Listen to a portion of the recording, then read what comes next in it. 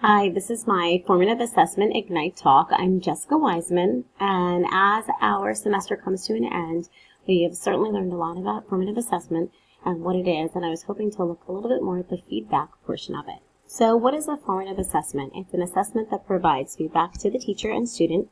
The feedback is directly used to improve the learning, and information that's gained is immediately adjusted. The lessons are immediately adjusted. So how to give effective feedback?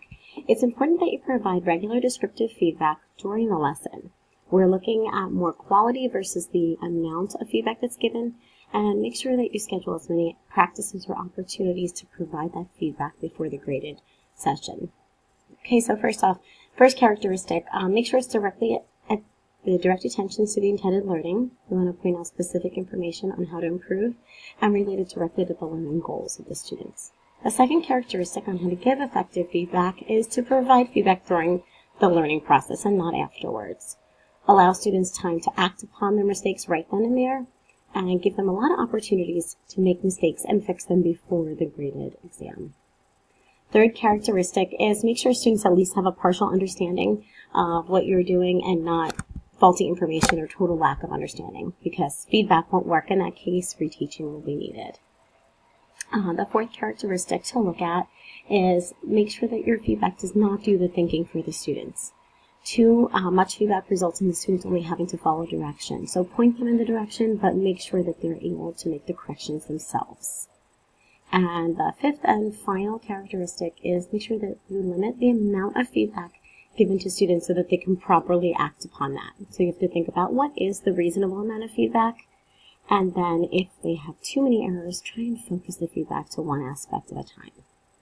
So how to offer feedback. Some of the things that I loved, and this is why I wanted to take a look at this, is the pictures, the graphs, and the symbols for younger students. I work with elementary grades, and this is perfect for that. There's also great assessment dialogues and peer feedback as well. So here's an organizer that I love. Elementary grades, this is perfect. The stars and stairs. What I do well, right in the star, they're really able to see that that was a success for them. And the stairs visualize helps them to think, what can I do next? How can I work my way up to that next point? Okay, the next part is the chart, the elementary level. This is great too because the students can be involved in it. I usually put the stickers up top. What do I need to practice on over here? And the learning task down below. And they're really able to mark it off if they've had success with it. That's good. Now this, another great visual for younger children, it works well. Older children as well, but the younger children love it because they're able to see this is what they've done well, and then this is specific areas that they need to improve upon.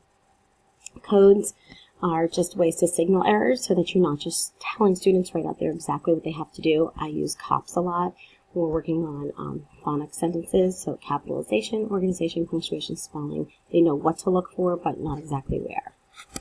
So the assessment dialogue form is another way to give feedback. It's where you can combine the student's opinion, the teacher's opinion, and then what's the plan of attack. So the next organizer that I want to show puts the two of them in together. And you can see the students are already familiar with the stars and stairs, so that's why I like to use this one. And the students are able to give their opinion, the teacher gives their opinion, and then there's a plan how to improve, how to get to that end result that we're looking for. Okay, peer feedback is also something that works so well, but it has to take some time to teach students how to do that. So pair up the students, allow for peer conferences. The 3-minute conference is a great idea for that. And also peer response groups is another way to do the peer feedback. So here you go, an idea for a 3-minute conference. Make sure students are paired up before you really want to get started. You can have some sample work and rubric. One student will be the student, one's the teacher. The teacher student will read through it and then offer feedback. So what are some benefits? They deepen both students' understanding. Sometimes students are more receptive to a peer than a teacher. And sometimes they have additional strategies that maybe the teacher wouldn't have thought of. It also helps with social interaction and learning. Okay, so my wrap up real quick. Make sure the feedback is goal-oriented. Offer effective feedback to students that's appropriate for the grade level, and teach students how to provide feedbacks to students.